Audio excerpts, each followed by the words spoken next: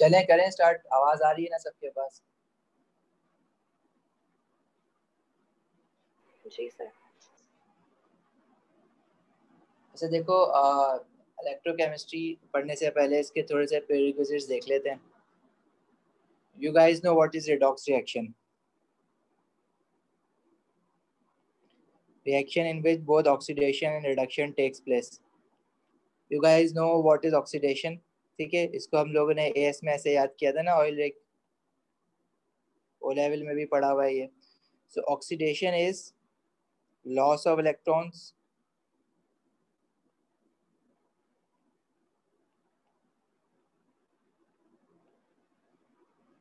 जब भी कोई भी एटम इलेक्ट्रॉन लूज करता है तो उसको हम कहते हैं कि वो ऑक्सीडाइज्ड हो गया है और उस पर प्लस चार्ज आ जाएगा। जब नेगेटिव चार्ज लूज होगा तो उस पर पॉजिटिव चार्ज आ जाता है। This is known as oxidation. और जब भी ऑक्सीडेशन होती है तो ऑक्सीडेशन स्टेट सोडियम की यहाँ पे 0 थी, एलिमेंटल फॉर्म में था, और +1 में गए। This is increase in oxidation state. जब भी ऑक्सीडेशन होगी तो ऑक्सीडेशन स्टेट क्या हो जाएगी? इंक्रीज हो जाएगी। इसको ऑक्सीडेशन स्टेट भी कहते हो, चार्ज भी कहते हो और वैलेंसी भी कहते हो। ठीक है, ऑक्सीडेशन स्टेट भी कहते हैं इसको, हम चार्ज भी कहते थे, और इस चीज को हम वैलेंसी भी कहते हैं। अच्छा, रिडक्शन क्या होता है? रिडक्शन इसका उल्टा होता है। Reduction is gain of electrons.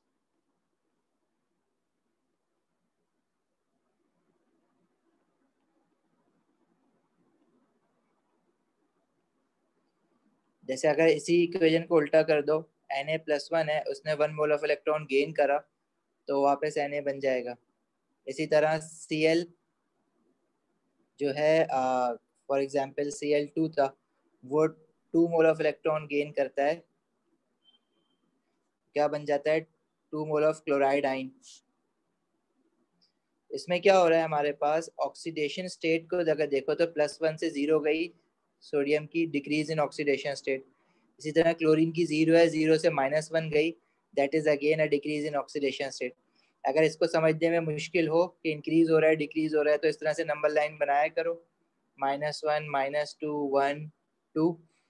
और अगर चार्ज 0 से -1 जा रहा है तो दिस इज डिक्रीज, उल्टा जा रहा है ना, पीछे जा रहे हो, डिक्रीज इन ऑक्सीडेशन स्टेट। अगर 0 से +1 गया that is an increase in oxidation state.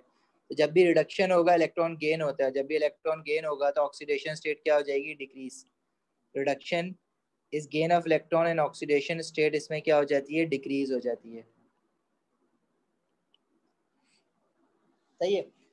और वो रिएक्शन जिसमें ऑक्सीडेशन और रिडक्शन दोनों हो रही हो, उस रिएक्शन को हम क्या कहते हैं? Redox reaction. तो प्रॉब्लम तो नहीं है ना यहाँ तक? नहीं सर। उसके बाद आयनिक इक्विलिब्रिया पढ़ चुके हो, आयनिक इक्विलिब्रिया भी पढ़ चुके हो, और अपना एएस में भी इक्विलिब्रियम पढ़ा था। तो उसमें हम लोगों ने देखा था रिवर्सिबल रिएक्शन।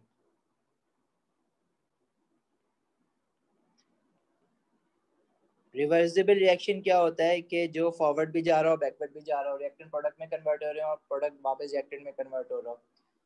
और जब रेट ऑफ फॉरवर्ड रिएक्शन और बैकवर्ड रिएक्शन बराबर हो जाता है तो हम कहते हैं कि इक्विलिब्रियम एस्टैब्लिश्ड हो गया है। तो ये बातें भी अच्छी तरह से जानते हो। और पोजीशन ऑफ इक्विलिब्रिया गवर्न करने के लिए कि इक्विलिब्रिया राइट पे जाएगा या लेफ्ट पे जाएगा। फॉर एग्जांपल मेरे पास जिस तरह से ये हेबर प्रोसेस था, ये रिवर्सिबल रिएक्शन है, तो अगर कंसंट्रेशन ऑफ रिएक्टेंट बढ़ाओगे तो आपको पता है कि इक्विलिब्रिया राइट हैंड साइड पे जाएगा। अगर कंसंट्रेशन ऑफ रिएक्टेंट कम करोगे तो वो पीछे आ जाएगा। तो ये चीजें कौन गवर्न करता है? ली चैटलियस प्रिंसिपल।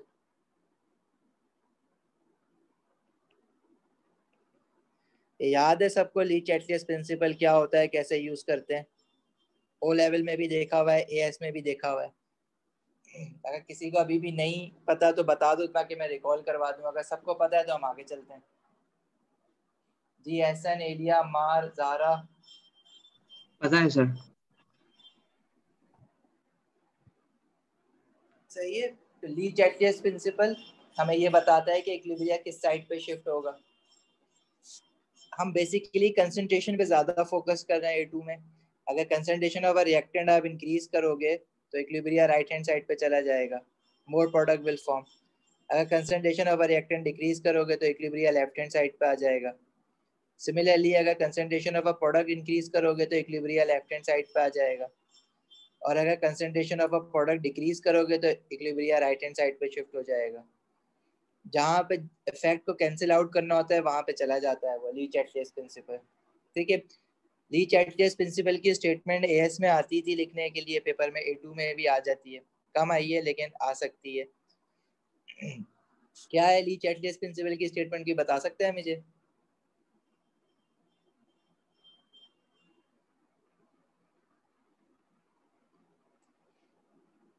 नोबडी?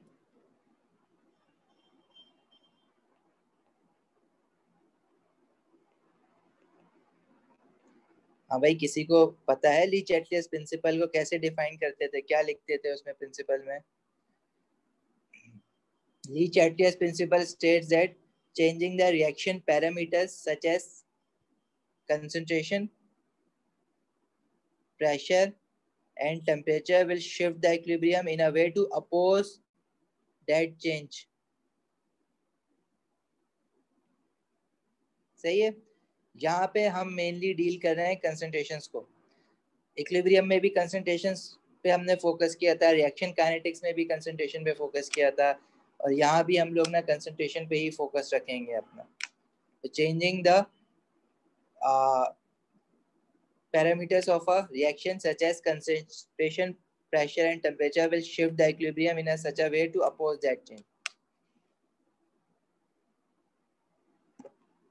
कोई प्रॉब्लम यहाँ तक?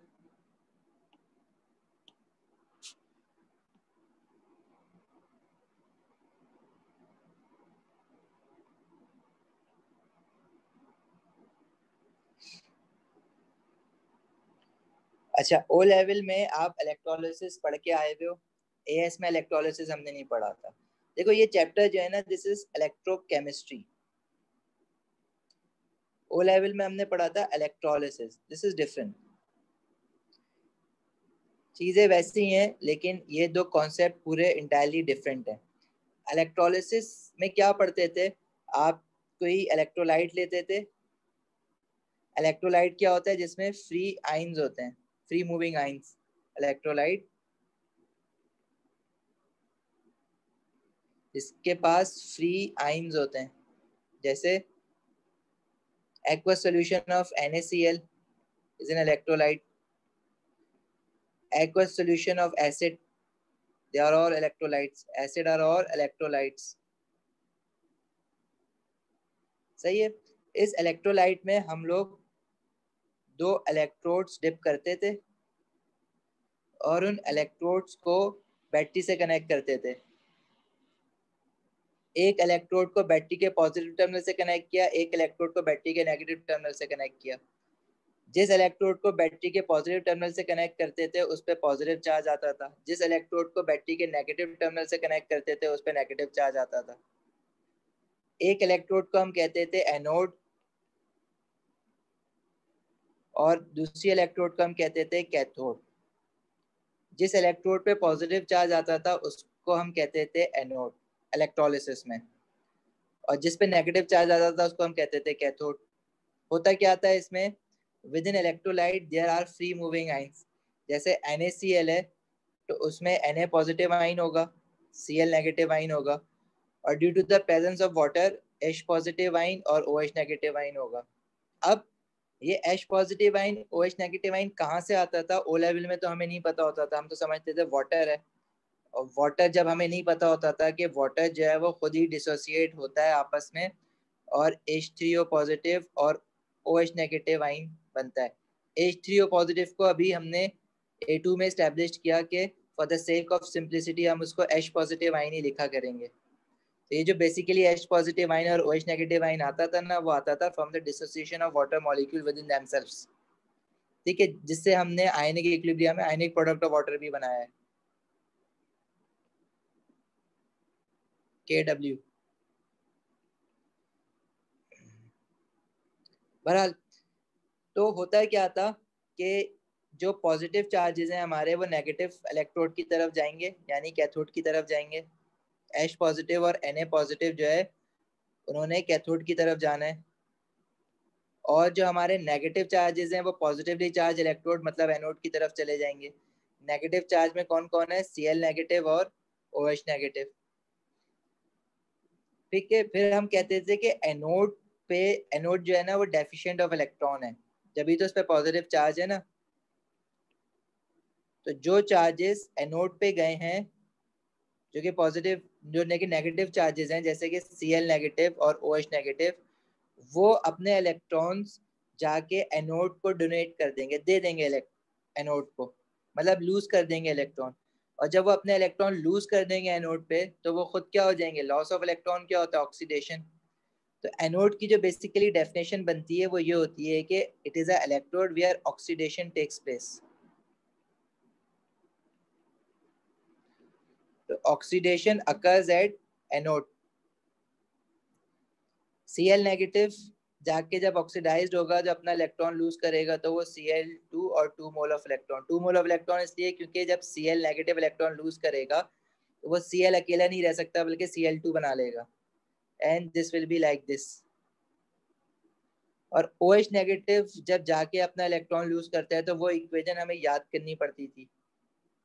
अब फर्क क्या आएगा? E2 में हमें ये इक्वेशन याद नहीं करनी पड़ेंगी, ये सब डाटा बुकलेट में हमारे पास गिवन होती हैं। ठीक है, लेकिन दोनों जगह पे लॉस ऑफ इलेक्ट्रॉन हो रहा है। तो कोई एक रिएक्शन हो सकता है इलेक्ट्रोलिसिस में, और हम कहते थे अगर मैंने डाइल्यूट NaCl लिया है तो डाइल्यूट में हमेशा OH नेगेटिव आयन जाके ऑक्सीडाइज होते हैं और एनोड के ऊपर ऑक्सीजन गैस लिबरेट होगी, O2 गैस गिवन ऑफ।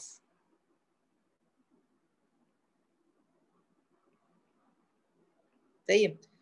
और अगर कंसंट्रेटेड होता तो Cl नेगेटिव जाके ऑक्सीडाइज हो जाता और क्लोरीन गैस निकलती। ठीक है, ये चीजें आपने ओ लेवल में पढ़ी हैं। कोई सवाल अगर कुछ याद नहीं है या पूछना है तो पूछ लेना। वैसे इलेक्ट्रोलिसिस A2 का पार्ट नहीं है कि पूरा इलेक्ट्रोलिसिस आपको पता होना चाहिए क्योंकि ओ लेवल में करके आ चुके हुए हो, लेकिन इलेक्ट्रोलिसिस का आइडिया होना चाहिए। 2-4 मार्क्स का अक्सर उसने कुछ ना कुछ पार्ट डाला हुआ है। जब हम इलेक्ट्रोकेमिस्ट्री देखेंगे तो हमें पता चलेगा कि डिफरेंस क्या है between electrolysis and electrochemistry. But ये इलेक्ट्रोलिसिस आपका रिकॉल हुआ हुआ होना चाहिए ओ लेवल का। एएस की बात ही नहीं हो रही है यहाँ पे, तो बात हो रही है ओ लेवल की। कैथोड पे क्या होना है? कैथोड जो है वो नेगेटिवली चार्ज इलेक्ट्रोड है, उसके ऊपर कैटाइंस मतलब पॉजिटिवली चार्ज आयन आने हैं जो कि Na पॉजिटिव है और H पॉजिटिव है। अब जो पॉजिटिव आयन्स है वो ऑलरेडी डेफिशिएंट ऑफ इलेक्ट्रॉन्स है और कैथोड जो है उसके ऊपर इलेक्ट्रॉन एक्सेस है, जब तो वो नेगेटिव है। तो कैथोड से इलेक्ट्रॉन निकल के इन कैटाइंस को मिल जाएगा। Na पॉजिटिव जब इलेक्ट्रॉन गेन करेगा तो वो रिड्यूस्ड हो जाएगा into Na elemental form, solid बना लेगा एक्वस से। आयन्स है मतलब एक्वस है। और H पॉजिटिव आयन सिमिलरली वो भी इलेक्ट्रॉन गेन करेगा और वो H2 गैस बना लेगा। अब 2 हाइड्रोजन के एटम्स है ना, तो एक जो है वो 1 मोल ऑफ इलेक्ट्रॉन ले रहा है तो 2 जो है वो 2 मोल ऑफ इलेक्ट्रॉन लेंगे, इसलिए इस इक्वेशन को ऐसे लिखते थे। ये दोनों क्या हो रहे हैं? रिड्यूस्ड हो रहे हैं, रिडक्शन है। तो electrode where reduction takes place is known as cathode. तो कैथोड पे हमेशा क्या होगी? रिडक्शन। तो एनोड और कैथोड की अब अगर कोई तुमसे डेफिनेशन पूछेगा ना तो आपने ये नहीं कहना है कि पॉजिटिव चार्ज इलेक्ट्रोड एनोड होती है, नहीं, आपने कहना है electrode where oxidation occurs is known as anode and electrode where reduction occurs is known as cathode. फिर हम लोग रिएक्टिविटी सीरीज देखते थे मेटल की, ये वाली, और इस रिएक्टिविटी सीरीज में हम कहते थे कि जो मेटल नीचे है रिएक्टिविटी सीरीज में वो रिड्यूस्ड हो जाएगा, दूसरा नहीं हो पाएगा, क्योंकि जो रिएक्टिव मेटल होते हैं उनका तो काम ही होता है इलेक्ट्रॉन लूज करना। सोडियम चाहता है कि मैं इलेक्ट्रॉन जल्द से जल्द लूज करूं, तो उसको गेन करवाना हमारे लिए मुश्किल होता है, तो रिड्यूस करवाना मुश्किल होगा। हाइड्रोजन जो है वो भी लूज करना ही चाहता है, लेकिन वो गेन इजिली कर लेगा एज कम्पेयर टू सोडियम, क्योंकि रिएक्टिविटी सीरीज में जो हाइड्रोजन है वो नीचे आता है, वो लेस रिएक्टिव है, लेस इलेक्ट्रोपॉजिटिव है, तो it is easier for H positive ions to gain electron as compare to Na positive ions. और वो हमें कैसे पता चलता था? ओ लेवल में हम लोग रिएक्टिविटी सीरीज देखते थे। अब ए लेवल में, A2 में आपको ये रिएक्टिविटी सीरीज भी याद नहीं करनी, ये भी सब डाटा बुकलेट में होता है। बेसिकली इस चैप्टर में हम लोग यही पढ़ने वाले हैं कि जो रिएक्टिविटी सीरीज है ये बनी कैसे थी, ये जो ऑर्डर हमने डिसाइड किया है ये कैसे आया था।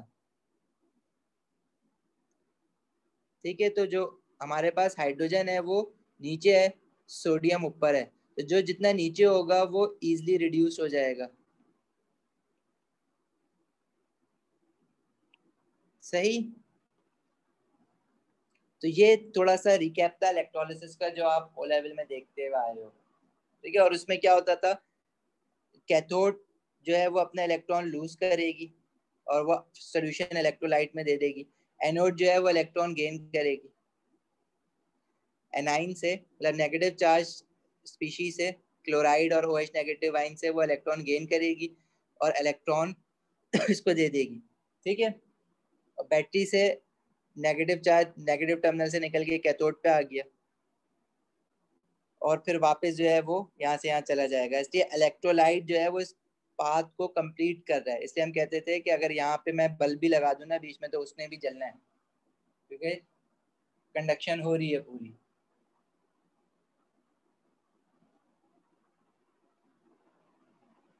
अब भाई किसी का कोई सवाल है यहाँ तक, कुछ पूछना है?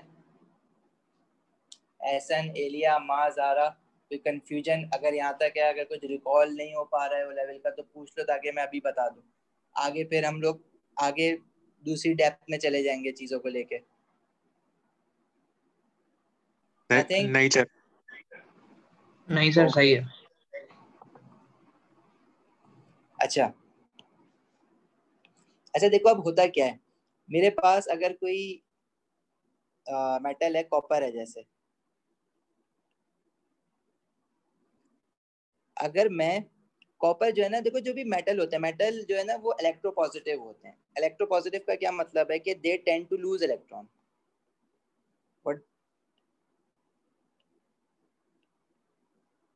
anything that tends to lose electron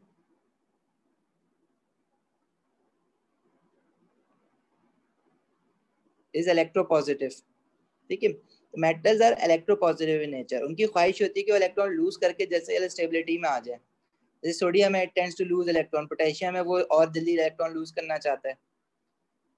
अच्छा, अब जैसे कॉपर है ना, फॉर एग्जांपल मैंने एक इलेक्ट्रोलाइट लिया जिसमें कॉपर आयंस हैं,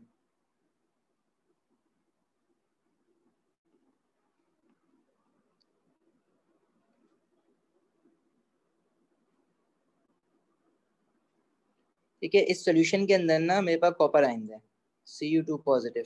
अब वो मैं कॉपर आयंस कॉपर नाइट्रेट की फॉर्म में भी ले सकता हूँ। कोई भी मैंने ऐसा सॉल्ट ले लिया जिसमें कॉपर 2 पॉजिटिव आयंस मेरे पास हैं, उसके अंदर मैंने क्या किया, एक कॉपर मेटल की रॉड डिप कर दी, मेटेलिक फॉर्म में कॉपर डिप कर दिया, तो ये क्या है, कॉपर सॉलिड फॉर्म में है। इसमें कॉपर के एटम्स होंगे Cu, और नीचे जो सोल्यूशन है उसके अंदर कॉपर के आयंस होंगे Cu2 positive.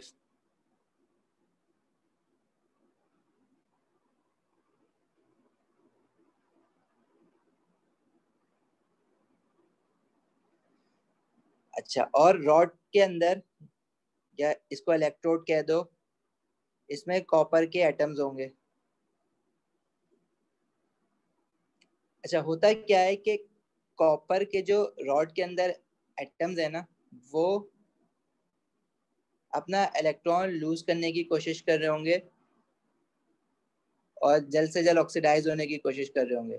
Copper copper 2 positive ion बना रहा है तो 2 मोल ऑफ इलेक्ट्रॉन लूज कर रहा है। अच्छा, होगा क्या, जब बहुत सारे कॉपर इलेक्ट्रॉन लूज कर रहे होंगे तो जो सोल्यूशन में कॉपर आयंस है ना, उनमें से कुछ आयंस जो हैं वो इलेक्ट्रॉन गेन भी कर रहे होंगे, मतलब ये रिएक्शन उल्टा भी हो रहा होगा।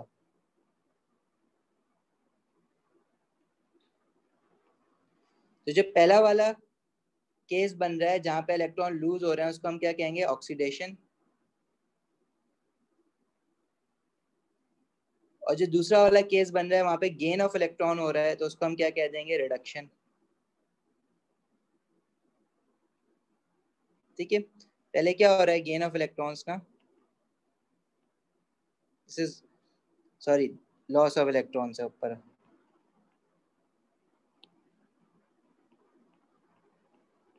दिस इज ऑक्सीडेशन, और फिर क्या हो रहा है, gain of electrons, this is reduction.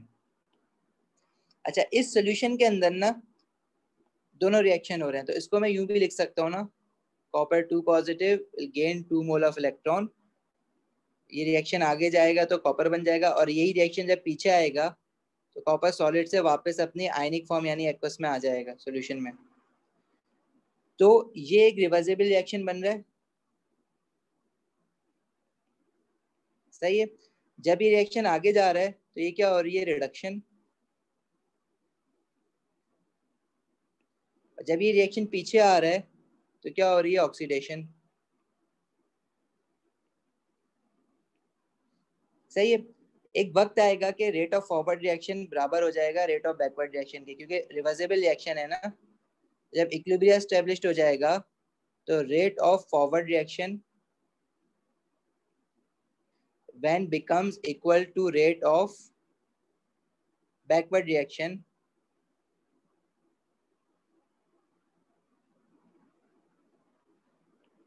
उस वक्त हम कहेंगे कि इक्विलिब्रियम एस्टैब्लिश्ड हो गया है।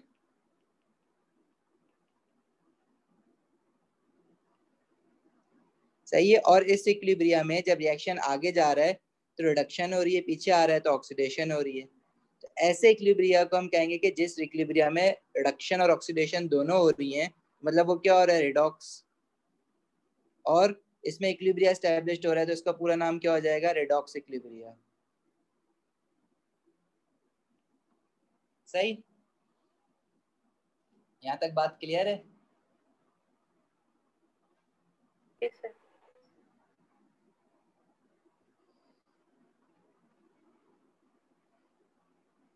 अच्छा देखो, जब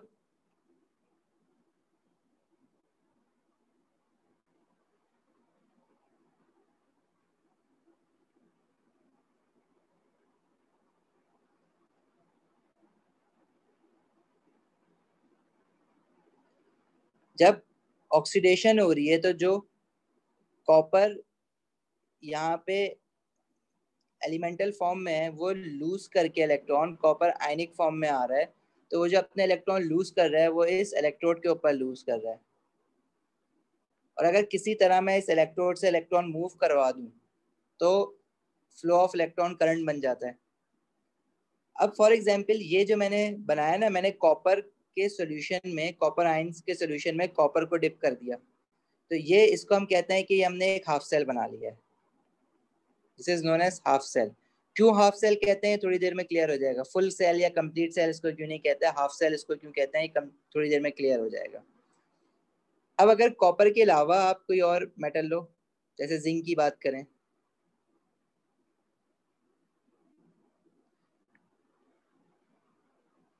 मैंने अभी क्या किया, जिंक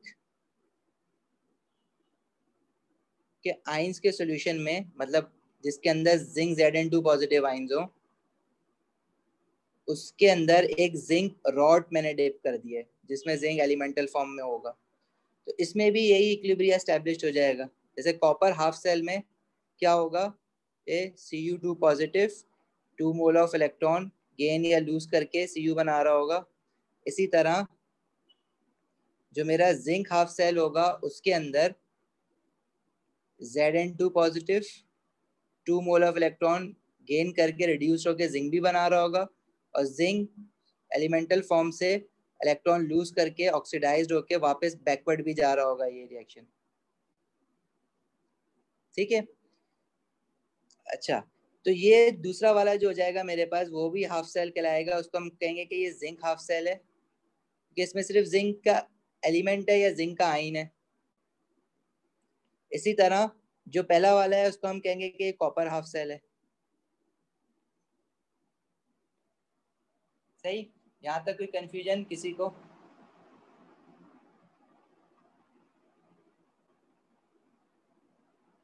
नहीं सर।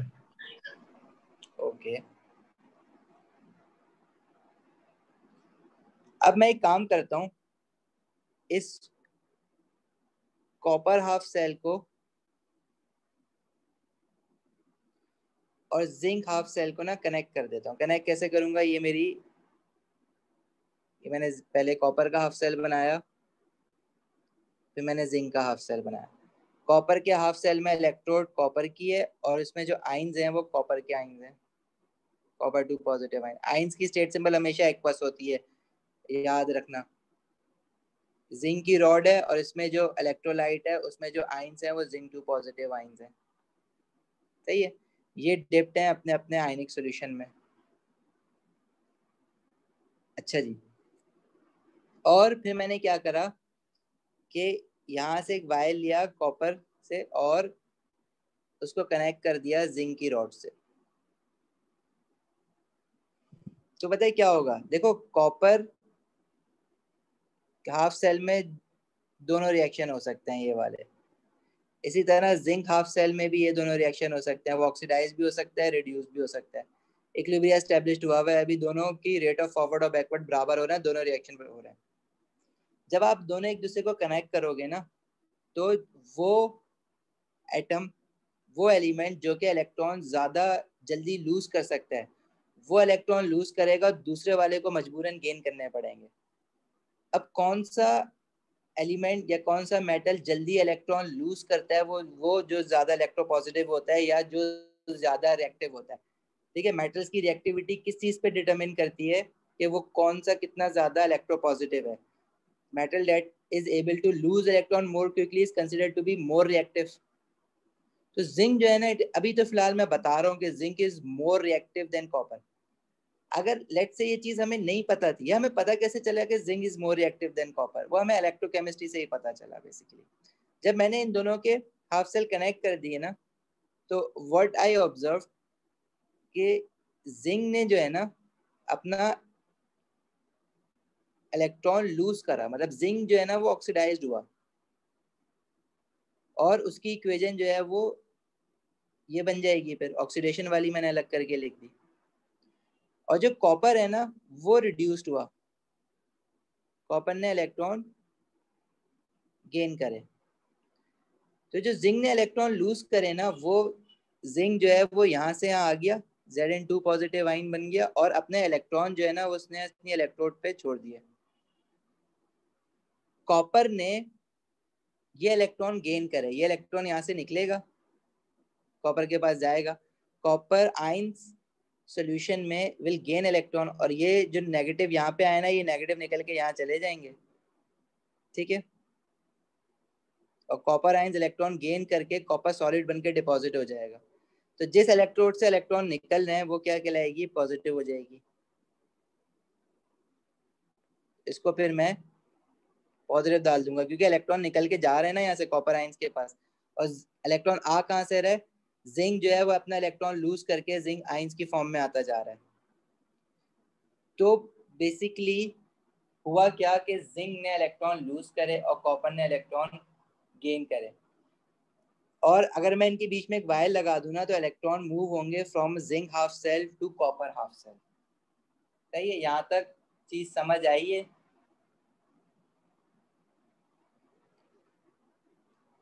और अगर मैं इस वायर, क्या कह रहे हो, आ गया सर समझ में, नहीं बोल रहा था, आ गया समझ में। ओके, इस वायर के बीच में मैं गैल्वेनोमीटर लगा दूं तो गैल्वेनोमीटर जो है वो डिफ्लेक्ट करेगा।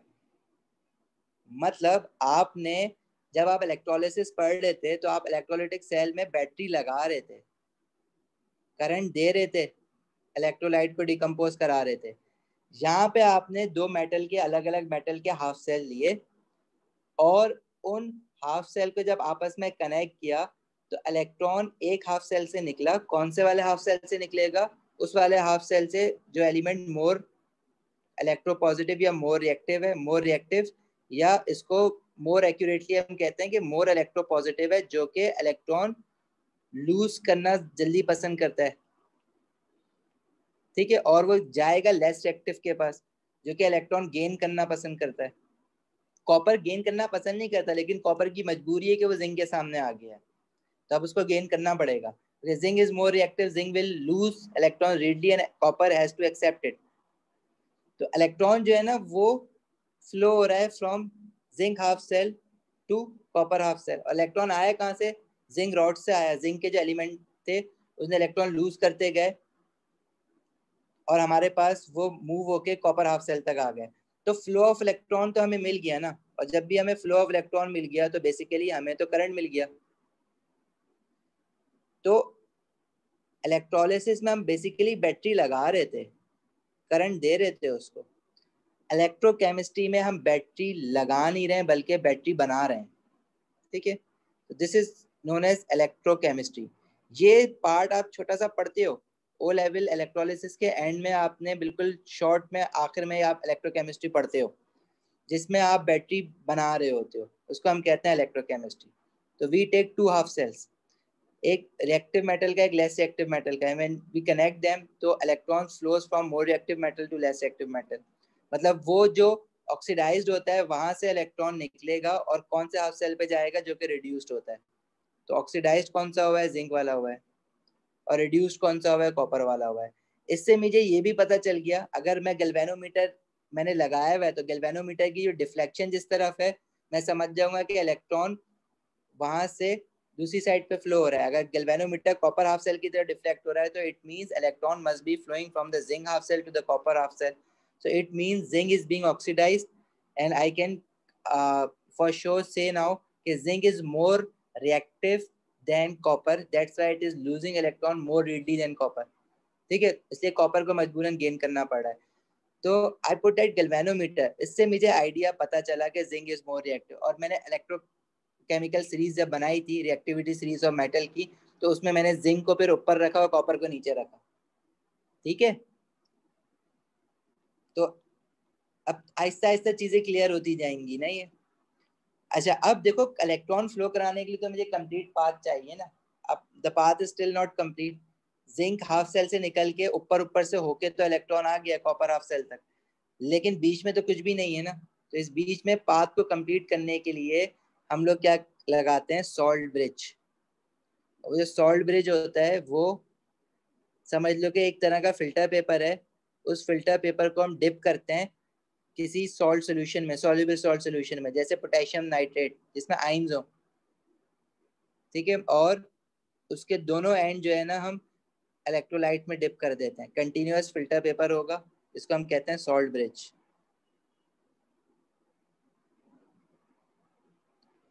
ठीक है। जैसे इसको डिप किया हुआ था पोटेशियम नाइट्रेट में, सोल्यूशन ऑफ पोटेशियम नाइट्रेट।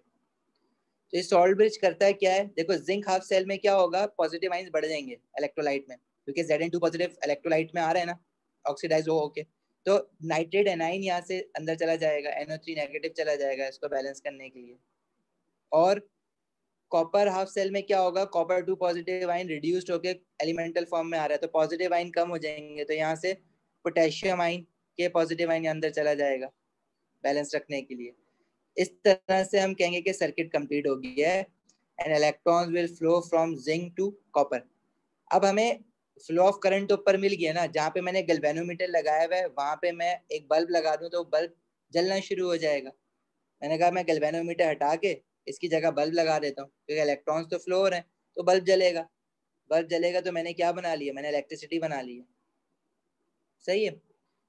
तो basically in electrochemistry we will be studying कि how do we make cells and batteries electrochemical cell के थ्रू। इसके कंपोनेंट्स क्या क्या है? दो हाफ सेल हैं, दोनों अलग अलग एलिमेंट के हैं। एक रिएक्टिव है, एक ऑक्सीडाइज्ड होगा, एक रिड्यूस्ड होगा। जो ऑक्सीडाइज्ड होगा वहां से इलेक्ट्रॉन निकलेगा, लूज होगा, और जो रिड्यूस्ड होगा वहां तक इलेक्ट्रॉन जाएगा। इन दोनों हाफ सेल के इलेक्ट्रोलाइट्स को कनेक्ट कैसे किया हमने? Using a salt bridge. Salt bridge की नीड इसलिए है ताकि इलेक्ट्रिकल सर्किट को कंप्लीट कर सकें, सही है। और सॉल्ट ब्रिज किस तरह का होता है? एक फिल्टर पेपर लेके सॉल्ट के सॉल्यूशन में डिप कर दो, या एक पेस्ट ले लो, पोटेशियम नाइट्रेट का पेस्ट ले लो, और एक ट्यूब में उस पेस्ट को डाल के ट्यूब का एक एंड जो है वो एक इलेक्ट्रोलाइट में, दूसरा एंड दूसरे इलेक्ट्रोलाइट में डाल दो। बहुत सारे तरीके हैं सॉल्ट ब्रिज बनाने के, ठीक है। जितनी अच्छा, अब आप लोगों ने पेंसिल सेल देखा है ना? सेल जो होता है वो बेसिकली क्या होता है? वो यही होता है कि आपने एक इलेक्ट्रोड ली कॉपर की, अब वो किसी दो एलिमेंट के भी हो सकते हैं, क्योंकि मैंने इसकी एग्जांपल ले ली है कॉपर और जिंक की, तो मैं इसी का बना के दिखा देता हूँ। आपने लिया एक इलेक्ट्रोड लेट्स से जिंक का, बीच में इस तरह से रॉड ले ली जिंक की, उसके साथ इसको आपने इनक्लोज कर दिया एक सिलेंडर में, वो सिलेंडर बना हुआ है कॉपर का।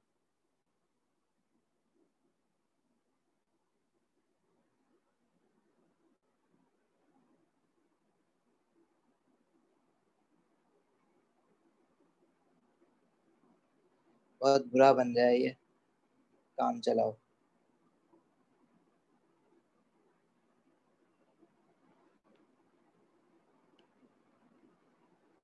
ये जो है ना, ये जिंक है, और जो सिलेंडर है ये है हमारा कॉपर का। हमें पता है कि जिंक ने इलेक्ट्रॉन लूज करें, तो जिंक इलेक्ट्रॉन लूज करेगा तो अंदर वाली जो रॉड है ना, ये नेगेटिव हो जाएगी। सेल के पीछे देखा है, नेगेटिव चार्ज यहाँ पे दिया हुआ होता है। और अब कंप्लीट पाथ कैसे मैं प्रोवाइड करूंगा, जो मैंने वायर लगाया ना हाफ इलेक्ट्रोकेमिकल सेल में, जाएंगे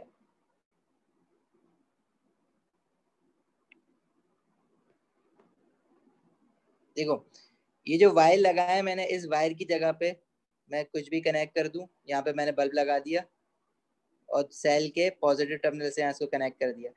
पॉजिटिव क्या है, कॉपर है, तो ये इलेक्ट्रॉन निकलेगा जिंक से और ये कहाँ जाएंगे, कॉपर हाफ सेल पे। जो अपना क्या कहते हैं, तो सिलेंडर है ना, ये पॉजिटिव है पूरा, तो उसके ऊपर मैंने सिलेंडर को पॉजिटिव मार्क कर दिया। सही। और बीच में इनमें क्या होगा, बीच में इधर इलेक्ट्रोलाइट्स होंगे इनके, Zn2 पॉजिटिव आइन भी होगा, कॉपर 2 पॉजिटिव आइन भी होगा, ठीक है। और इनके बैलेंस करने के लिए इनके इलेक्ट्रोलाइट को सॉल्ट ब्रिज के जो पोटेशियम नाइट्रेट है वो भी होगा। तो ये पूरा एक हमारे पास सेल बन जाएगा, जो नॉर्मल बैटरी यूज करते हो ना मोबाइल फोन में, रिमोट्स में, पेंसिल सेल जो होता है। तो ये बेसिकली क्या होते हैं, ये इलेक्ट्रोकेमिकल सेल्स होते हैं, इनके अंदर दो हाफ सेल होते हैं और ये इस तरह से इलेक्ट्रिसिटी प्रोड्यूस कर रहे होते हैं। हाँ भाई, अब मुझे बताओ यहाँ तक समझ आया है? जी सर, समझ आ गया। सर सॉल्ट ब्रिज नहीं समझ आया। देखो, सॉल्ट ब्रिज का काम क्या है, अगर सॉल्ट ब्रिज में नहीं लगाता बीच में, तो ये कभी भी सर्किट कंप्लीट नहीं होगा। सर्किट कंप्लीट होने के लिए आपको पता है ना, इलेक्ट्रिसिटी ने अगर पूरा फ्लो होना है, अगर फॉर एग्जांपल आप फिजिक्स में पढ़ते हो ना, आपने यहाँ पे एक बैटरी लगाई, बैटरी के साथ आपने बल्ब लगाया और यहाँ पे आपने एक स्विच लगा दिया। जब तक ये स्विच क्लोज नहीं करोगे तो करंट ने फ्लो नहीं होना है। सिमिलरली इलेक्ट्रॉन यहाँ से यहाँ फ्लो उसी सूरत में होगा जब यहाँ पे आइंस मेरे पास बैलेंस हो रहे होंगे, मतलब फ्लो जो है वो कंप्लीट हो रहा होगा। अब ये जो फ्लो हो रहा है ना, पता है कैसे हो रहा है आइंस का, कि पॉजिटिव जो है वो यहाँ से निकल के, इस केस में पॉजिटिव जो है वो यहाँ से निकल के यहाँ आ गया और नेगेटिव जो है वो यहाँ से निकल के यहाँ आ गया। क्योंकि अगर ये पॉजिटिव यहाँ से निकल के यहाँ नहीं आएगा तो यहाँ पे हमारे पास ये जो क्या कहते हैं, पॉजिटिव की कमी आ रही है ना, तो ये एक वक्त आएगा ये रुक जाएगा, ये फौरन हुआ और रुक गया। तो कभी भी सर्किट कंप्लीट करने के लिए हमें कुछ ना कुछ आइंस को बैलेंस करना पड़ेगा। उसके लिए हम लगाते हैं सॉल्ट ब्रिज। ओके, सही है। अब जैसे जैसे आगे चलोगे ना, सॉल्ट ब्रिज तुम्हें और अच्छे से समझ आएगा। थोड़ा सा अभी तो ये चैप्टर बस स्टार्ट हुआ है ना, तो सरफेस स्टडी हो रही है बिल्कुल। जैसे जैसे हम इसकी डीप में जाते जाएंगे ना, तो चीजें खुलती जाएंगी सामने कि ये भी हो रहा है, ये भी हो रहा है। अभी तो कॉपर और जिंक है, क्लोरीन भी आ जाएगा इसमें, क्लोरीन का हाफ सेल भी बन सकता है, ठीक है। तो अच्छा, अब हम लोगों ने रिएक्टिविटी सीरीज कैसे डिसाइड की, वो जो हमारे पास मेटल की रिएक्टिविटी सीरीज थी ना कल नसीमा के मंगेतर वाली, हम लोगों ने क्या करा कि अगर मैंने बोला कि यार पोटेशियम जो है वो मोर रिएक्टिव है देन कैल्शियम, तो हमने क्या कर टेस्ट करना है कि वाकई है या नहीं है। हमें पहले नहीं पता था कि पोटेशियम मोर रिएक्टिव है देन कैल्शियम। हमने क्या किया, एक पोटेशियम का हाफ सेल बनाया और एक कैल्शियम का हाफ सेल बनाया और उनके बीच में ना गैल्वेनोमीटर लगा दिया, सॉल्ट ब्रिज लगाया और गैल्वेनोमीटर लगा दिया। सही है, ये पोटेशियम का हाफ सेल है, ये कैल्शियम का हाफ सेल है। अब जो मोर रिएक्टिव होगा वो ऑक्सीडाइज्ड होता है। सही है, अभी मुझे नहीं पता कि पोटेशियम इज मोर रिएक्टिव। मैंने देखा कि इलेक्ट्रॉन गैल्वेनोमीटर पे डिफ्लेक्शन यूं आई है पोटेशियम से कैल्शियम की तरफ। It means electron must have lost from potassium and gained by calcium. तो पोटेशियम जो है वो ऑक्सीडाइज हुआ है, तभी तो इलेक्ट्रॉन निकला है ना, यहाँ से लॉस हुआ है इलेक्ट्रॉन का, और कैल्शियम ने रिड्यूस हुआ होगा, जब तो गेन कर रहा है इलेक्ट्रॉन इसकी तरफ जा रहे हैं। तो हमने कहा कि potassium is more reactive then calcium. अच्छा, फिर हमने क्या कहा कि कैल्शियम और मैग्नीशियम का बना के देख लेते हैं।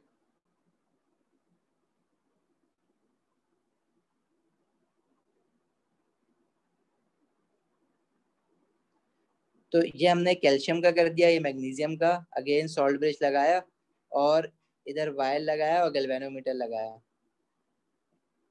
तो हमने देखा कि अब जो है ना, पहले पोटेशियम और कैल्शियम का बनाया था, तो इलेक्ट्रॉन जो है वो पोटेशियम से कैल्शियम की तरफ आ रहे थे क्योंकि गैल्वेनोमीटर राइट पे डिफ्लेक्ट हुआ था। अभी मैंने देखा कि गैल्वेनोमीटर राइट पे डिफ्लेक्ट हुआ है, तो इसका क्या मतलब है कि इलेक्ट्रॉन जो है वो कैल्शियम से निकल के मैग्नीशियम की तरफ आ रहे हैं। तो नाउ आई कैन से कि calcium is more reactive then magnesium. तो रिएक्टिविटी सीरीज में भी डिसाइडेड कि भाई कैल्शियम को जहां भी रखोगे ना, मैग्नीशियम उसके नीचे रखना, और पोटेशियम क्योंकि कैल्शियम से ज्यादा रिएक्टिव है और कैल्शियम मैग्नीशियम से ज्यादा रिएक्टिव है, तो पोटेशियम इन दोनों से ऊपर आना चाहिए। तो इस तरह से रिएक्टिविटी सीरीज स्टैब्लिश की गई। अच्छा, अब ये इतने सारे हैं। अच्छा, होगा क्या, अब देखो करंट फ्लो हो रहा है, तो करंट के साथ साथ तो वोल्टेज भी मिला ना। अब अगर मैं यहाँ पे वोल्ट मीटर लगा दूं तो मुझे वोल्टेज मिलेगा। अब जैसे हमने सेल बनाया है, तो वो सेल का है, सेल का वोल्टेज होता है ना, जैसे पेंसिल सेल होता है तो 1.5 वोल्ट होता है। अब अगर मैंने पोटेशियम और कैल्शियम लगाया तो जो मुझे वोल्टेज मिलेगा ना वो अलग होगा। जैसे फॉर एग्जांपल मैं ऐसी वैल्यू ले लूँ, hypothetical value, that's a 2.5 volt, लेकिन कैल्शियम और मैग्नीशियम का बनाऊंगा तो अलग नहीं मिलेगा, 1.5 वोल्ट। अब मतलब मैं जिसका भी, अब इतने सारे एलिमेंट्स हैं जिनका हाफ सेल बनाऊंगा तो अलग वोल्ट मिलेगा। तो वो हमारे लिए ना एक मसला बन जाएगा। मसला कैसे बन जाएगा कि अगर मैंने पूछा कि कैल्शियम का क्या वोल्टेज आता है, तो आप बोलोगे कि कैल्शियम का वोल्टेज किसके साथ कनेक्ट करने पे पूछ रहे हो आप। कैल्शियम को अगर मैंने मैग्नीशियम के साथ किया तो 1.5 वोल्ट आ रहा है, कैल्शियम को मैंने पोटेशियम के साथ कनेक्ट किया तो 2.5 वोल्ट आ रहा है, सोडियम के साथ करूंगा तो अलग आएगा। तो मैं कैल्शियम का क्या सारे हाफ सेल के साथ कनेक्ट कर करके वोल्टेज लिखूं और फिर देखूं। इसी तरह कैल्शियम के लिए थोड़ी होगी बात, फिर मैग्नीशियम के लिए भी होगी। मैग्नीशियम को कैल्शियम के साथ कनेक्ट किया तो चलो 1.5 आया, लेकिन मैग्नीशियम को जब एल्यूमिनियम के साथ कनेक्ट किया तो कितना आएगा, मैग्नीशियम को जब पोटेशियम के साथ कनेक्ट किया तो कितना आएगा। इस तरह से तो बहुत सारे कॉम्बिनेशन बन जाएंगे।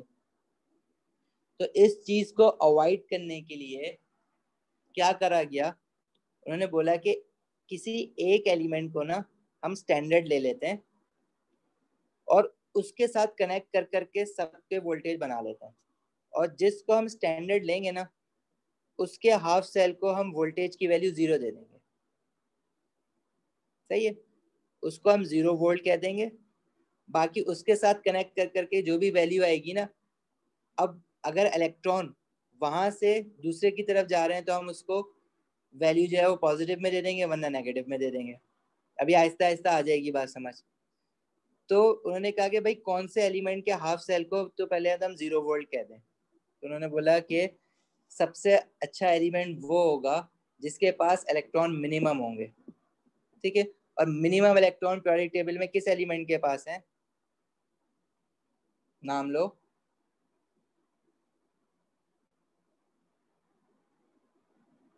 हाइड्रोजन, हाइड्रोजन के पास प्रोटॉन नंबर 1 है, तो सबसे कम इलेक्ट्रॉन होता है हाइड्रोजन के पास। तो उन्होंने कहा कि हाइड्रोजन के इलेक्ट्रोड को हम स्टैंडर्ड बना देते हैं और उसको हम 0 वोल्ट दे देंगे, और उसका जो नाम पड़ा वो क्या पड़ा, स्टैंडर्ड हाइड्रोजन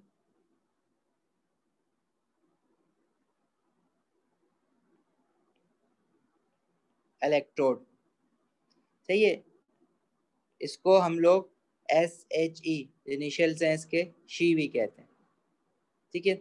ज्यादातर हम उसको शी के नाम से बुला रहे होंगे। अब उन्होंने बोला कि हाइड्रोजन का हाफ सेल बनाते हैं, सही है, और उसको स्टैंडर्ड कर देंगे।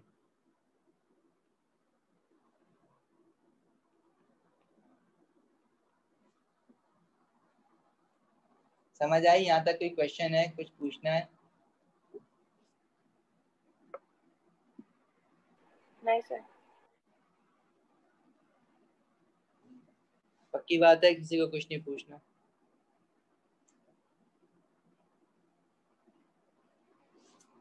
चलो, अब हाइड्रोजन हाफ सेल बनाने में सबसे बड़ी मुसीबत पता है क्या आनी है? हाइड्रोजन का इलेक्ट्रोड तो मिलेगा नहीं, हाइड्रोजन तो गैसियस फॉर्म में होता है। क्या सॉलिड फॉर्म में हाइड्रोजन मिलेगी? नहीं। लेकिन उन्होंने करना क्या है, देखो किसी भी चीज का हाफ सेल बनाओगे तो रिडॉक्स इक्विलिब्रिया स्टैब्लिश्ड होगा बीच में। क्या होगा कि हाइड्रोजन H पॉजिटिव आइन है, अगर आइन बनेगा या एलिमेंटल फॉर्म में होगा। हाइड्रोजन की जो एलिमेंटल फॉर्म होती है वो क्या होती है? H2। हाइड्रोजन H की फॉर्म में तो एग्जिस्ट नहीं करता ना, जैसे सोडियम है Na सॉलिड की फॉर्म में एग्जिस्ट कर जाएगा, कॉपर है सॉलिड की फॉर्म में आ जाएगा, जिंक है ऐसा एलिमेंटल फॉर्म में आ जाएगा। हाइड्रोजन की एलिमेंटल फॉर्म क्या है? H2 गैस, ठीक है। तो उसके लिए यहाँ पे 2 मोल ऑफ इलेक्ट्रॉन गेन करने पड़ेंगे उसको। 2 मोल ऑफ इलेक्ट्रॉन क्यों? क्योंकि H पॉजिटिव आइन था, लेकिन वो बनेगा तो H2 ना। और यहाँ पे इक्विलिब्रिया का साइन लगा देंगे और यहाँ पे लगा देंगे। इक्वेशन तो ये है, मतलब हाइड्रोजन के हाफ सेल में जो इक्विलिब्रिया स्टैब्लिश्ड हो रहा होगा वो between hydrogen gas H2 and H positive ion. तो H पॉजिटिव आइन तो हम लोग इजिली कहीं से भी लेके आ सकते हैं, किसी भी एसिड से लिया हो H positive ion, H positive ion तो मिल जाएगा। लेकिन हाइड्रोजन गैस जो है, जैसे इसको कंपेयर करो कॉपर से। कॉपर के जब आपके पास आइंस थे तो कॉपर सॉलिड फॉर्म में आपको मिल जाता है, जो आपने इलेक्ट्रोड डाल दी या रॉड डाल दी जिसको हम इलेक्ट्रोड कह रहे थे, और कॉपर आयनिक फॉर्म में अपने सॉल्ट सॉल्यूशन से मिल जाएगा। कॉपर नाइट्रेट ले लो, सॉल्युबल सॉल्ट होता है। लेकिन हाइड्रोजन के केस में H पॉजिटिव आइन तो मिल जाएगा। हाइड्रोजन गैस जो है वो इलेक्ट्रोड की फॉर्म में तो नहीं मिल सकती तुम्हें, गैस है वो तो, सही है, इलेक्ट्रोड की फॉर्म में तो नहीं मिलेगी।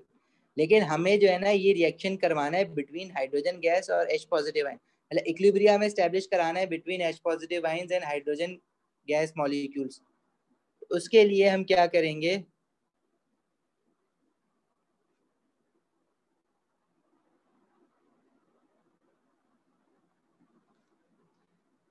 एक किसी और मेटल का इलेक्ट्रोड डालेंगे। जैसे हम लोग यहाँ पे यूज करते हैं प्लेटिनियम। प्लेटिनियम का एक वायर लेते हैं, वायर के साथ प्लेटिनियम इलेक्ट्रोड अटैच करते हैं। प्लेटिनियम इज Pt, सिंबल होता है Pt, प्लेटिनियम इलेक्ट्रोड। उसको डिप करते हैं जिस इलेक्ट्रोलाइट में, वो उसमें क्या होंगे? H पॉजिटिव आइंस होंगे। अब वो H पॉजिटिव आइंस आप किसी भी तरह से लेके आ सकते हो। आप HCl डाल दो, अब H2SO4 डाल दो पानी में डिसॉल्व करके। और हाइड्रोजन गैस कहाँ से लेके आओगे H2? हम लोग क्या करते हैं, इसके ऊपर एक ट्यूब रखते हैं, ग्लास ट्यूब। उस ग्लास ट्यूब के अंदर हाइड्रोजन गैस बबल करते हैं, अंदर डालते हैं प्रेशर। और जब हाइड्रोजन गैस अंदर जाती है तो वो इस प्लेटिनियम इलेक्ट्रोड के ऊपर आके थोड़ी देर ठहरती है, ठीक है। हम लोगों को पता है जैसे प्लेटिनियम हो गया, रोडियम हो गया, निकेल हो गया, आयरन हो गया, इसमें गैस मॉलिक्यूल्स ट्रैप होते हैं। जैसे कल हम लोग रिएक्शन काइनेटिक्स में कैटालिसिस देख रहे थे ना, हेबर प्रोसेस, या कैटालिटिक कन्वर्टर देख रहे थे, तो उसमें भी तो हम कैटालिटिक कन्वर्टर में प्लेटिनियम यूज करते हैं ना, या निकेल यूज करते हैं। रीजन क्या होता है कि गैस मॉलिक्यूल आके इस पर ट्रैप हो जाते हैं। तो हाइड्रोजन गैस मॉलिक्यूल यहाँ पे आ जाएंगे H2, और H पॉजिटिव आइंस तो सोल्यूशन में ऑलरेडी है, इनके बीच में इक्विलिब्रिया एस्टैब्लिश्ड हो जाएगा। तो ये हाइड्रोजन का हाफ सेल हम लोग ऐसे बनाएंगे। ठीक है, इसको एक बार मैं दोबारा से बना देता हूँ। इसको बनाने की प्रैक्टिस करनी है, इसको लेबल और लेबलिंग भी इसकी प्रैक्टिस करनी है, आता है बनाने के लिए, और बहुत बनाना है इस चैप्टर में।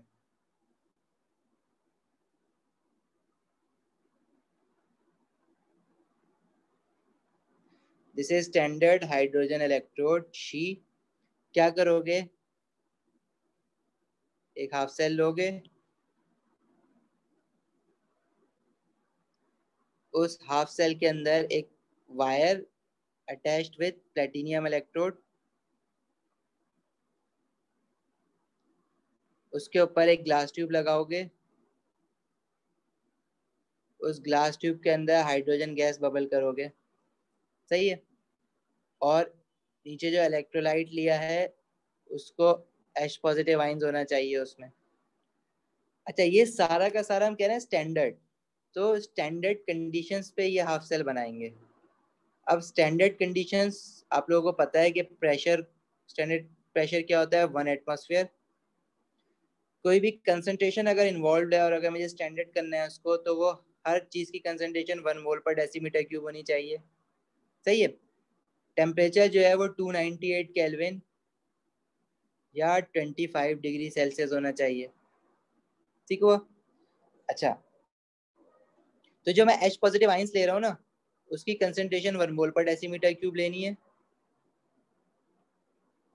जो हाइड्रोजन गैस में बबल कर रहा हूँ, it should be entered with a pressure of 1 atmosphere, सही है, और इस सेल का टेम्परेचर जो है वो 298 केल्विन हो। तो ये जो सेल बनेगा ना हाइड्रोजन का हाफ सेल, इसके अंदर जो इक्विलिब्रियम एस्टैब्लिश्ड होना है उसकी इक्वेशन ये होगी, सही है। अगर ये आगे जानी है तो रिडक्शन हो जाएगी, अगर ये पीछे आनी है तो ऑक्सीडेशन हो जाएगी, सही है। इसको जो हम वोल्टेज देंगे ना उसको हम कहते हैं EMF होता है इलेक्ट्रोड पोटेंशियल, इसको हम नाम देंगे पोटेंशियल का, वोल्टेज को पोटेंशियल भी कहते हैं, और इसको हम वोल्टेज दे देंगे या पोटेंशियल दे देंगे 0.00 वोल्ट स्टैंडर्ड। और स्टैंडर्ड कंडीशंस होती हैं तो हम लोग यहाँ पे सिंबल ये लगा देते हैं नॉट का, तो इसको हम कहते हैं standard electrode potential of hydrogen.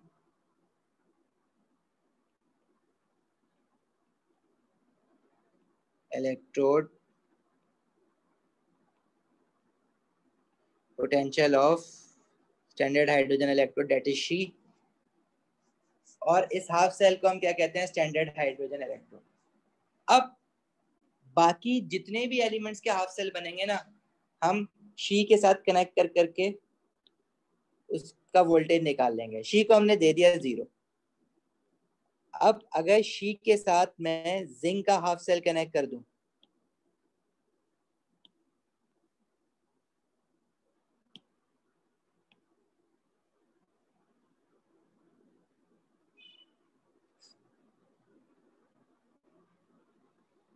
Zinc तो खैर मेटल एलिमेंटल फॉर्म में होता है ना, ठीक है, और इसमें जिंक आइंस होंगे। यहाँ पे मैंने वो लगाया अपना वोल्ट मीटर, ठीक है, और इसका जो भी वोल्टेज आएगा तो वो फिर मैं जिंक के हाफ सेल का वोल्टेज कर दूंगा। मैं तो कह दूंगा कि इसका तो 0.00 वोल्ट है। जब मैंने इसको कनेक्ट किया तो व्हाट आई ऑब्जर्व के इलेक्ट्रॉन्स जो है ना वो जिंक से निकल के शी की तरफ गए। इट मींस जिंक जो है वो ऑक्सीडाइज्ड हो गया है और हाइड्रोजन जो है वो रिड्यूस्ड हो जाएगा। मतलब ये वाली जो हाइड्रोजन की इक्वेशन है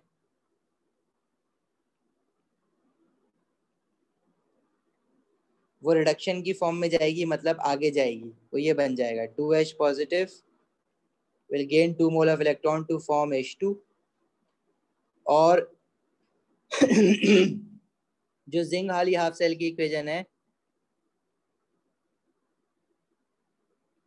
वो ऑक्सीडेशन की तरफ जाएगी। अभी हमें कैसे पता चला, जब मैंने कनेक्ट किया ना शी के साथ तो मैंने देखा कि इलेक्ट्रॉन जो है वो जिंक से, अब इलेक्ट्रॉन तो जाते भी नहीं दिख रहे मुझे, गैल्वेनोमीटर पे डिफ्लेक्शन दिखी थी, और डिफ्लेक्ट अब वोल्ट मीटर पे क्या दिखता था, वोल्ट मीटर पे यहाँ पे वो नेगेटिव चार्ज शो कर रहा था, यहाँ पे पॉजिटिव शो कर रहा था, और इलेक्ट्रॉन जो है वो राइट से लेफ्ट पे मूव हो रहे हैं। इससे मुझे पता चला कि जिंक जो है वो ऑक्सीडाइज्ड हो रहा है into Zn2 positive ion and 2 mole of electron, और हाइड्रोजन जो है वो रिड्यूस्ड हो रहा है। तो एक इक्वेशन हमेशा रिड्यूस्ड होगी। दो हाफ सेल बनाए ना, एक हाफ सेल ने हर हाल में रिड्यूस्ड होना है और दूसरे हाफ सेल ने हर हाल में ऑक्सीडाइज्ड होना है, सही है। जो ऑक्सीडाइज्ड होगा वहां से इलेक्ट्रॉन निकलेगा और जो रिड्यूस्ड होगा वहां पे इलेक्ट्रॉन पहुंच जाएगा। सही है। जो इक्वेशन जहाँ पे देखो जिंक वाली जो है ना वो ऑक्सीडाइज्ड हो रही है और ये रिड्यूस्ड हो रही है, तो यहाँ पे हम लोग ये बात कह सकते हैं कि zinc is more reactive than hydrogen. तो जिंक जो है वो इलेक्ट्रोकेमिकल सीरीज में हाइड्रोजन से ऊपर आएगा। जहाँ पे उल्टा होगा, जहाँ पे इलेक्ट्रॉन जो है वो हाइड्रोजन हाफ सेल से निकल के शी से निकल के दूसरे हाफ सेल पे जाएंगे, तो वो एलिमेंट जो होंगे वो हाइड्रोजन से रिएक्टिविटी सीरीज में नीचे आएंगे। ठीक है, तो ये जो हमारे पास रिएक्टिविटी सीरीज थी,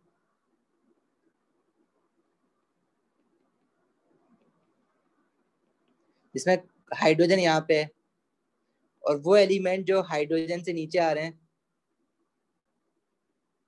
इसका क्या मतलब है कि उसमें से वो क्या हो रहे हैं, वो रिड्यूस्ड हो रहे थे और हाइड्रोजन ऑक्सीडाइज हो रहा था। और जो हाइड्रोजन से ऊपर आ रहे हैं, इसका क्या मतलब है, they were all more reactive than hydrogen, और उसमें से इलेक्ट्रॉन निकल के वहां पे आ रहे थे। और जो इलेक्ट्रोड पोटेंशियल आएगा, वो इलेक्ट्रोड पोटेंशियल देखो, शी को हाइड्रोजन हाफ सेल को तो मैंने 0 वोल्ट दिया हुआ है। अब यहाँ पे वोल्ट मीटर पे जो भी रीडिंग आएगी ना, वो मैं जिंक को दे दूंगा, वो जिंक का स्टैंडर्ड इलेक्ट्रोड पोटेंशियल हो जाएगा। जैसे वो आई थिंक -0.76 वोल्ट आता है। इसका क्या माइनस का मतलब क्या है कि जिंक से निकल के वो शी की तरफ गया है। सही है। और 0.76 वोल्ट का वोल्टेज या करंट जनरेट हुआ है मेरे पास। इसी तरह कॉपर को भी मैं शी के साथ लगाऊंगा, और कॉपर को शी के साथ लगाने पे मैंने रियलाइज किया कि कॉपर का जो इलेक्ट्रोड पोटेंशियल आ रहा है वो +0.34 वोल्ट आ रहा है, क्योंकि कॉपर जो है वो हाइड्रोजन से नीचे है। इसका क्या मतलब है कि कॉपर रिड्यूस्ड होगा। ठीक है, कॉपर इलेक्ट्रॉन गेन करेगा, इसलिए उस पर प्लस आ जाएगा। इलेक्ट्रॉन जो होंगे, जब मैं कॉपर का हाफ सेल लगाऊंगा तो इलेक्ट्रॉन जो है वो शी से कॉपर की तरफ जाएंगे। समझ आ रही है बात, या ऊपर से जा रहा है सब कुछ? अब जी सर। देखो, बीच में पूछोगे नहीं तो मुझे कैसे पता चलेगा, तुम्हारे चेहरे तो दिख नहीं रहे मुझे। अगर पूछोगे नहीं तो मुझे पता नहीं चलेगा। पढ़ाते पढ़ाते मेरी स्पीड थोड़ी तेज हो जाती है अगर पूछते नहीं हो तो।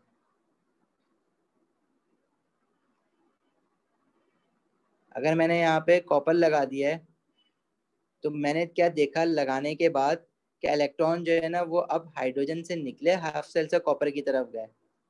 It means copper electron gain कर रहा है, तो copper must be reducing, copper ions reduce होके कॉपर 2 पॉजिटिव बनना है। तो इलेक्ट्रोड पोटेंशियल की जो वैल्यू आई थी वो आई थी 0.34 वोल्ट। मैंने बोला कि copper is being reduced less reactive than hydrogen, तो उसको हम पोटेंशियल दे देंगे प्लस का। सही है। और जब हमने जिंक और कॉपर को कनेक्ट किया ना, जब हमने सबका कैलकुलेट कर लिया ना सारे एलिमेंट्स का, जितने भी कर सकते हैं, कॉपर जिंक मैग्नीशियम, सबको शी के साथ लगा लगा के कनेक्ट कर लिया और इनके स्टैंडर्ड इलेक्ट्रोड पोटेंशियल दे दिए। और अगर मैंने फिर जिंक और कॉपर का हाफ सेल बनाना है ना, तो अब मुझे पता है कि इसमें से electrode potential more positive copper का है और लेस पॉजिटिव जिंक का है। जो लेस पॉजिटिव होता है वो हमेशा ऑक्सीडाइज्ड होता है, मतलब इलेक्ट्रॉन जो है वो जिंक से निकलना है और कॉपर की तरफ जाना है। ये आगे हम और डिटेल में पढ़ेंगे, याद भी करेंगे कि जो मोर पॉजिटिव है वो रिड्यूस्ड हो रहा है, मतलब इलेक्ट्रॉन गेन कर रहा है। और जो लेस पॉजिटिव है, लेस पॉजिटिव या मोर नेगेटिव कह दो उसको, वो इलेक्ट्रॉन लूज कर रहा है। ठीक है, तो इलेक्ट्रॉन कहाँ से, जिंक से निकल के कॉपर की तरफ जाना है। और जो कंबाइंड वोल्टेज मिलेगा इस इलेक्ट्रोकेमिकल सेल का, जिंक और कॉपर का, वो कितना मिलेगा हमारे पास? जिंक का -0.76 है, कॉपर का 0.34 है। तो जो सेल इन दोनों को, हाफ सेल को मिला के जो टोटल इलेक्ट्रोकेमिकल सेल बनाते हैं, तो जो रिड्यूस्ड होगा माइनस जो ऑक्सीडाइज्ड होगा। सही है। रिड्यूस कौन हो रहा है? जो पॉजिटिव होता है, मतलब कॉपर 0.34 वोल्ट प्लस। ऑक्सीडाइज्ड कौन हो रहा है? जिंक, जिसका इलेक्ट्रोड पोटेंशियल है -0.76 वोल्ट। बीच वाला माइनस तो फॉर्मूले का माइनस है ना, ये जो माइनस आ रहा है, तो ये क्या हो जाएगा? 0.34 वोल्ट प्लस 0.76 वोल्ट। तो ये ऐड हो जाएंगे। जब ये ऐड हो जाएंगे तो जो वोल्टेज आ रहा है वो 1.1 वोल्ट आ रहा है। इसका क्या मतलब है कि जब जिंक और कॉपर से आप सेल बनाओगे ना, इलेक्ट्रोकेमिकल सेल, तो वो जो ओवरऑल वोल्टेज मिलेगा आपको 1.1 वोल्ट मिलेगा। सही है। इसको, इस पूरी चीज को एक बार दोबारा से रिविजिट करेंगे, ठीक है, क्योंकि ये इट्स नॉट दैट इजी कि आपको समझ आ जाए। इलेक्ट्रोकेमिस्ट्री भी अपने आप में इन डेप्थ एक लंबा चैप्टर है। जहाँ तक अगर कोई प्रॉब्लम है, कोई सवाल है तो पूछो, वरना फिर हम यहाँ पे आज क्लास को